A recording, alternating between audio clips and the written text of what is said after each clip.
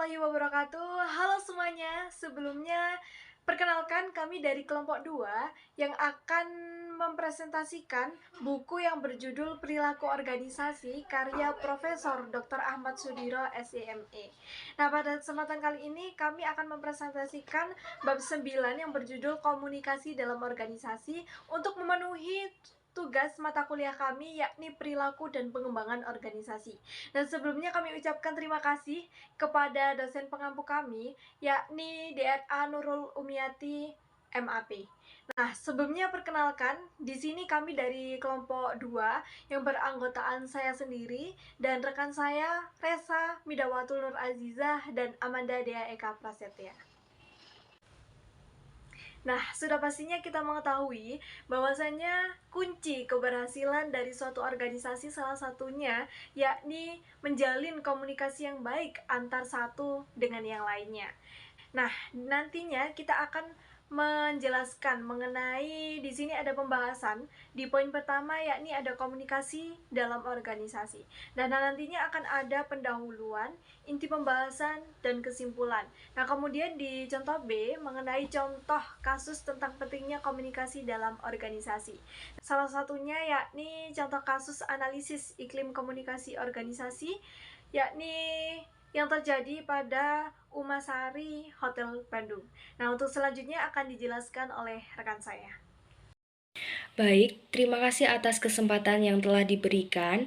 Sebelumnya, perkenalkan saya Amanda Dea Eka Prasetya dengan NPM 221010911144 akan menjelaskan mengenai pendahuluan yang terdapat dalam bab 9 tentang komunikasi dalam organisasi. Sebelumnya, komunikasi sendiri adalah proses dalam bentuk gagasan atau informasi dari seseorang kepada orang lain. Dalam komunikasi ini tidak sekedar kata yang digunakan dalam percakapan, tetapi juga ekspresi wajah, intonasi, dan gerakan. Walaupun sudah ada kemajuan yang pesat dalam teknologi, komunikasi antar orang dalam organisasi tetap diperlukan. Komunikasi antar orang tidak tergantung dari teknologi, tetapi dari kekuatan dalam diri sendiri dan dalam lingkungannya. Untuk selanjutnya, pembahasan. Yang pertama, fungsi komunikasi. Menurut Robbins 2008, komunikasi menjalankan 4 fungsi utama yaitu yang pertama pengendali, yang kedua motivasi, yang ketiga pengungkapan emosi, dan yang keempat informasi. Komunikasi bertindak untuk mengendalikan perilaku anggota, membantu perkembangan motivasi dengan menjelaskan apa yang harus dilakukan, menyiarkan ungkapan emosional dari perasaan dan pemenuhan kebutuhan sosial, serta mempermudah pengambilan keputusan. Yang kedua ada tujuan komunikasi.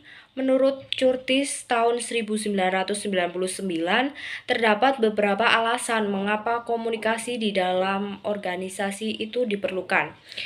Salah satu tujuannya adalah memberikan informasi kepada klien, kolega, bawahan, dan penyelia. Komunikasi dalam organisasi bisnis ditujukan untuk menyelesaikan masalah dan membuat keputusan. Model komunikasi tersebut meliputi 7 tahapan. Yang pertama, sumber. Yang kedua, pengodean. Yang ketiga, pesan. Yang keempat, saluran. Yang kelima, pengodean. Dan yang keenam, penerima. Dan yang ketujuh, umpan balik. Nah, untuk yang ketiga ada saluran komunikasi. Curtis, Floyd, dan Windsor tahun 1999 berpendapat bahwa saluran atau channel adalah media tempat pesan-pesan disampaikan. Manajer mempunyai banyak pilihan saluran yang dapat digunakan untuk berkomunikasi, seperti melalui bertatap muka, menggunakan telepon, mengirim pesan elektronik, menulis memo atau surat, atau mencantumkan pesan di koran, tergantung sifat pesan yang disampaikan. Dan yang keempat ada arah komunikasi dalam organisasi. Menurut Gibson tahun 1997, arah komunikasi di dalam organisasi terdiri atas. Untuk yang pertama yaitu ada komunikasi ke bawah. Komunikasi ke bawah terjadi jika pimpinan atau penyelia mengirimkan pesan kepada satu orang bawahan atau lebih. Nah, untuk yang kedua, komunikasi ke atas. Komunikasi ke atas ini merupakan komunikasi yang terjadi jika pesan mengalir dari bawahan ke manajer atau penyelia ke eksekutif.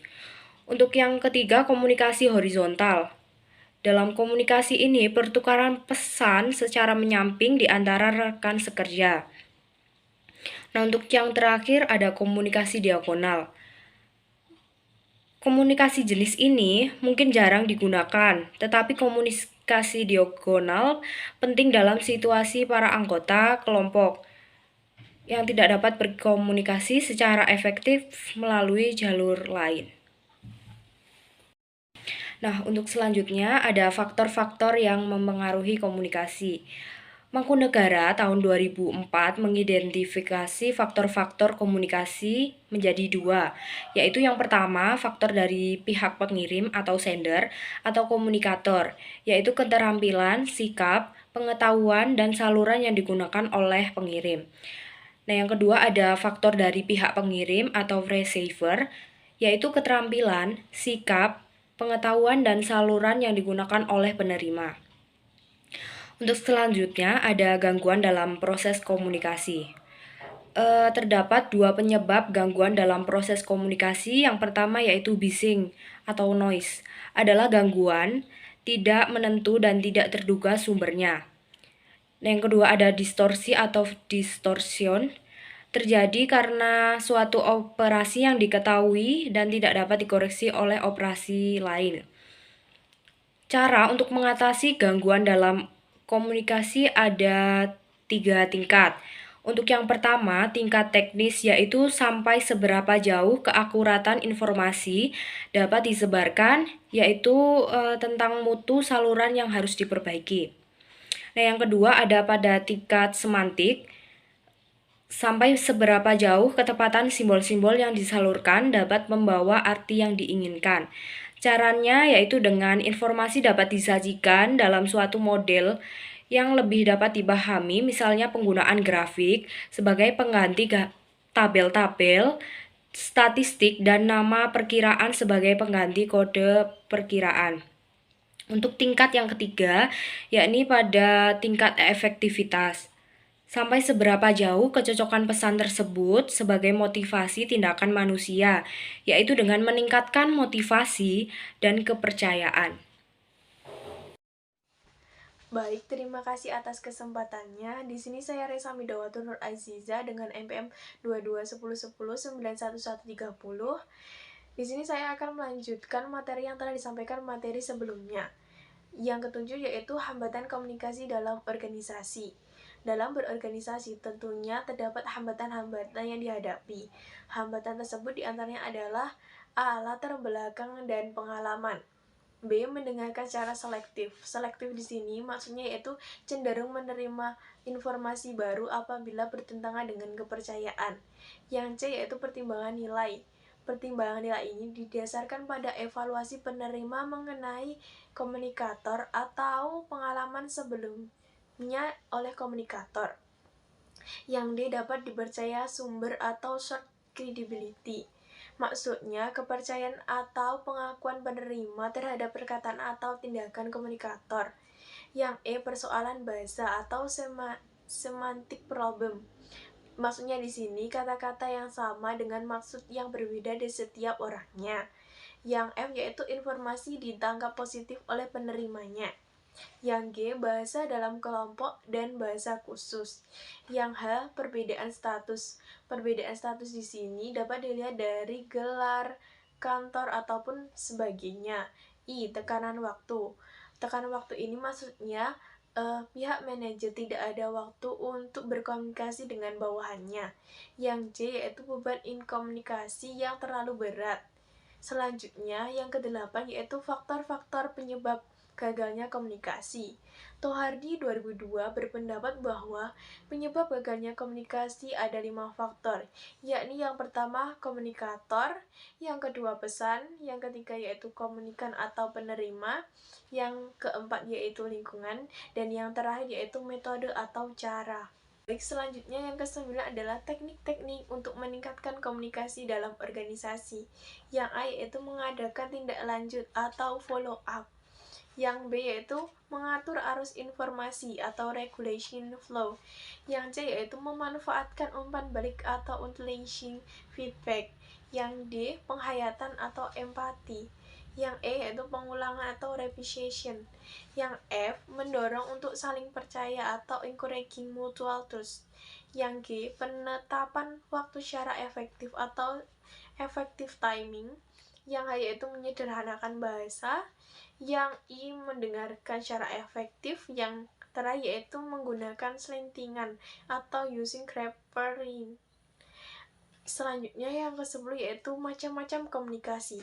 Komunikasi ini terdapat dua macam. Yang pertama yaitu komunikasi atasan bawahan atau superior subordinate communication. Yang kedua yaitu komunikasi inisiatif bawahan atau subordinate initiated communication. Baik, selanjutnya adalah yang ke-11, komunikasi interaktif dalam organisasi. Tujuan komunikasi interaktif dalam berorganisasi tentunya adalah untuk koordinasi tugas antara bagian yang satu dengan bagian yang lainnya agar di dalam organisasi berjalan dengan baik. Pemecahan masalah yang terjadi dalam perusahaan agar bisa terselesaikan secara integratif. Pembagian informasi sesuai dengan kebutuhan masing-masing. Penyelesaian konflik ini bisa diselesaikan secara terbuka dan transparan. Selanjutnya yang ke-12 adalah komunikasi efektif. Komunikasi efektif menurut Duff 2001 yaitu ketika dua orang berinteraksi, mereka saling menempatkan ke dalam diri masing-masing, mencoba untuk menerima dunia seperti orang lain menerimanya, mencoba memprediksi bagaimana orang lain merespon. Sekian penyampaian materi dari saya, untuk selanjutnya akan disampaikan oleh rekan saya.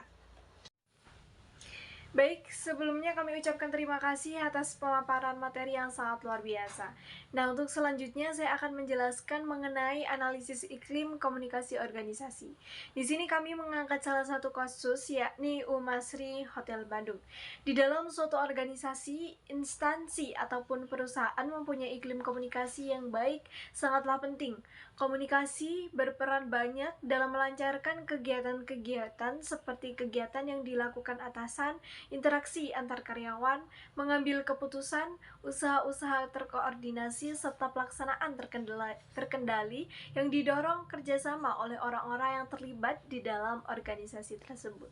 Nah, berdasarkan hasil kasus Umasri Hotel Bandung dapat ditarik kesimpulan bahwasannya komunikasi yang baik adalah salah satu kunci kesuksesan di dalam organisasi.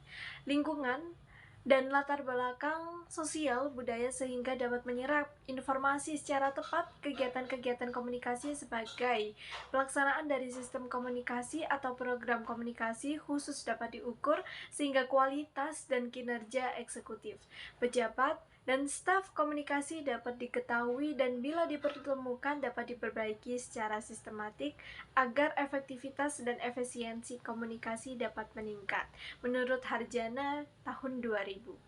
Nah, kemudian terjadinya masalah iklim komunikasi organisasi pada kasus Umasri Hotel Bandung disebabkan oleh beberapa faktor, diantaranya sebagai berikut. Yang pertama, yakni minimnya komunikasi antara atasan dan karyawan.